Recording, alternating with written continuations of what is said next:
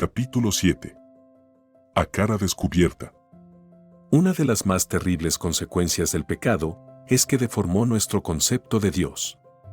Esta es la tragedia de todos los tiempos.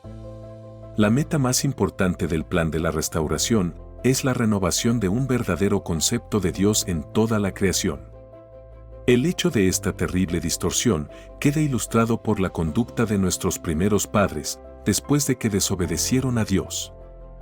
Entonces fueron abiertos los ojos de ambos, y conocieron que estaban desnudos, entonces cosieron hojas de higuera, y se hicieron delantales. Y oyeron la voz de Dios que se paseaba en el huerto, al aire del día, y el hombre y su mujer se escondieron de la presencia de Jehová Dios, entre los árboles del huerto. Génesis 3, 7 y 8. Antes de que Dios llegara a visitarles, Adán y Eva concibieron un plan. Este consistía en coser hojas de higuera para ocultar su desnudez, con la esperanza de que esto fuera adecuado para permitirles presentarse delante de Dios. Pero, cuando Él apareció, descubrieron que nuestra propia provisión nunca es lo bastante buena para que podamos presentarnos delante de Dios. Cuando oyeron su voz, quedó instantáneamente claro que no había nada que pudieran hacer para compensar su miserable situación y ocultarse de la presencia de Dios. Notemos el hecho de que no fue Dios el que los alejó, ni el que se ocultó de ellos. Dios fue a buscarlos. Dios no ignoraba lo que había ocurrido. Sabía exactamente lo que habían hecho, pero aún así, fue a buscarlos. ¿Había cambiado la actitud de Dios hacia ellos un ápice porque habían tomado del fruto prohibido? Absolutamente no. El verdadero amor no cambia. Un padre ama a sus hijos cuando son buenos y también cuando son malos, cuando fracasan y cuando tienen éxito. Un padre ama de la misma manera. Dios dice, yo Jehová no cambio. Malaquías 3:6. Por consiguiente, Dios salió a buscar a Adán y a Eva, como acostumbraba, y aunque se habían rebelado contra él, la actitud de Dios hacia ellos no cambió. Dios esconde su rostro. Pero algo había ocurrido, no había duda de eso, y lo que había ocurrido es la mayor y más trágica consecuencia del pecado. El hombre corrió a ocultarse de Dios, su padre y mejor amigo. La realidad de este cambio en la actitud del hombre hacia Dios está ilustrada en otros casos en la Biblia. Considérese el encuentro de Moisés con Dios en el monte Sinaí. Y cuando pase mi gloria, yo te pondré en una hendidura de la peña, y te cubriré con mi mano hasta que haya pasado. Después apartaré mi mano, y verás mis espaldas, mas no se verá mi rostro. Éxodo 33, 22 y 23. En este encuentro con Moisés, la acción de Dios es ilustrativa. Dios habría podido mostrar a Moisés alguna clase de rostro mientras velaba su gloria, si hubiera decidido hacerlo. Cuando Jesús se le apareció a Abraham con los dos ángeles, Abraham vio su rostro y habló con él en abierta comunicación, cara a cara. Así, cuando Dios le dijo a Moisés, no puedes ver mi gloria y vivir, Dios estaba tratando de enseñarle una lección que tiene implicaciones más profundas y espirituales. Y dijo, no podrás ver mi rostro, porque no me verá hombre, y vivirá. Éxodo 33, 20. Esto fue en respuesta a la solicitud de Moisés, te ruego que me muestres tu gloria. Esto es interesante cuando lo comparamos con algo que el apóstol Juan dice. Y aquel verbo fue hecho carne, y habitó entre nosotros, y vimos su gloria, gloria como del unigénito del Padre, lleno de gracia y de verdad. Juan 1:14. Él dice, vimos su gloria, pero Dios le dijo a Moisés, nadie verá mi gloria, nadie verá mi rostro y vivirá. De manera que Dios ocultó su rostro y le mostró sus espaldas a Moisés. Aquí hay implicaciones espirituales que debemos considerar. ¿Qué representa la gloria de Dios? Es el carácter de Dios lo que es representado como su gloria. En esta experiencia con Moisés, Dios estaba enseñando una lección, no es posible que un ser humano contemple la plena realidad de lo que es su carácter. Tal conocimiento sería abrumador, hasta el punto de ser destructivo para el hombre caído. Por consiguiente, ¿qué hizo Dios? Le mostró a Moisés sus espaldas. ¿Cómo aplicamos esto en un sentido espiritual? El pecado del hombre no solo le hace temer de Dios, sino que desfigura en su mente la imagen de Dios.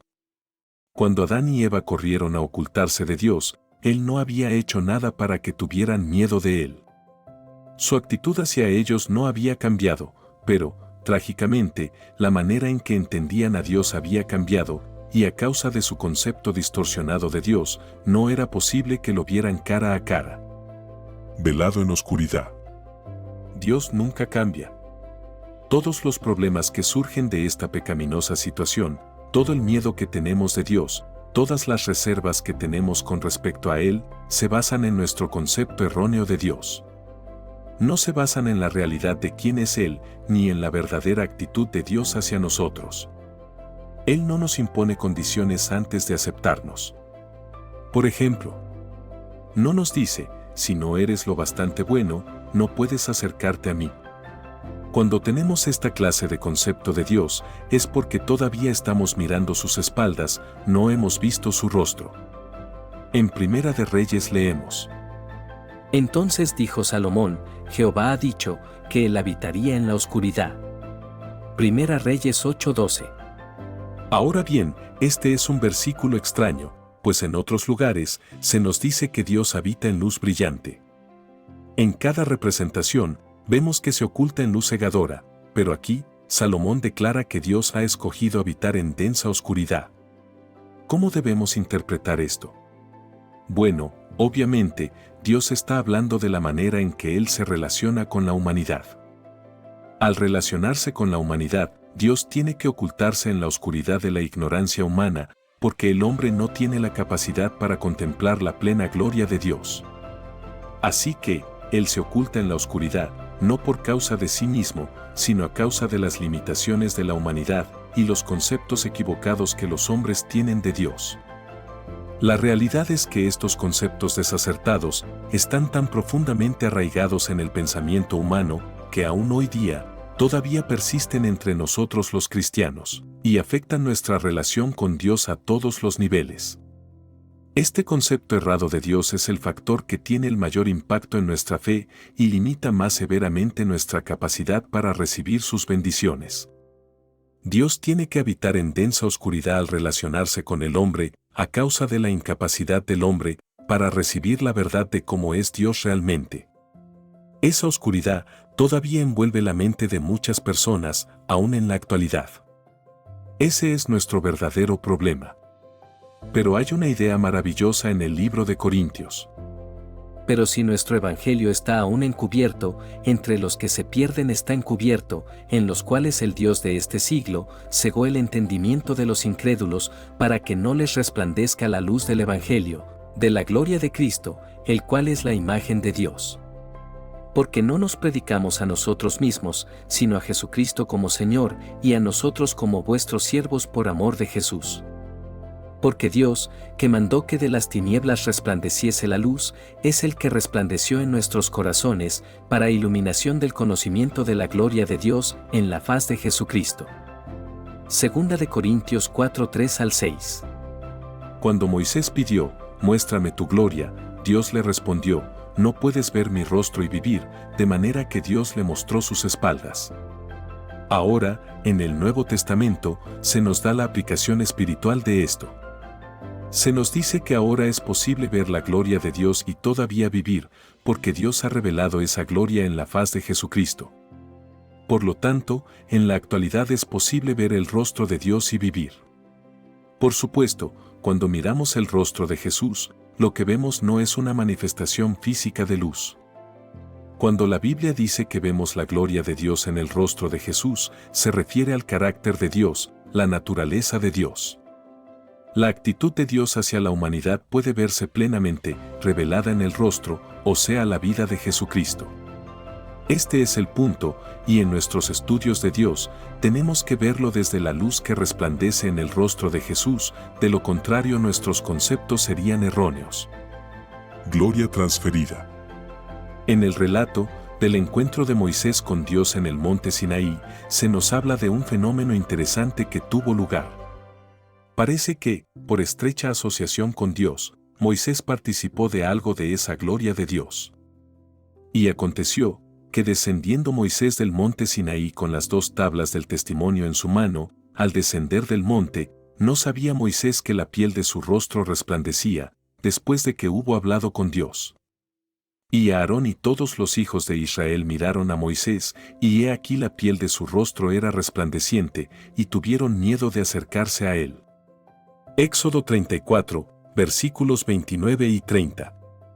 Muchas veces, en la Biblia vemos demostrada esta realidad. Las verdades relacionadas con el carácter de Dios son presentadas cubiertas con un velo, porque las personas no pueden entender. Hasta que vemos a Jesús tal como Él es, para nosotros el Evangelio será algo cubierto con un velo, entendido pobre e inapropiadamente. Pero Dios nos dice que en Jesucristo, Él ha quitado el velo para que todos los que así lo deseen puedan mirar y ver la plenitud de la gloria de Dios en todo su esplendor. Pero el entendimiento de ellos se embotó, porque, hasta el día de hoy, cuando leen el antiguo pacto, les queda el mismo velo no descubierto, el cual por Cristo es quitado. Y aún hasta el día de hoy, cuando se lee a Moisés, el velo está puesto sobre el corazón de ellos. Pero, cuando se conviertan al Señor, el velo se quitará.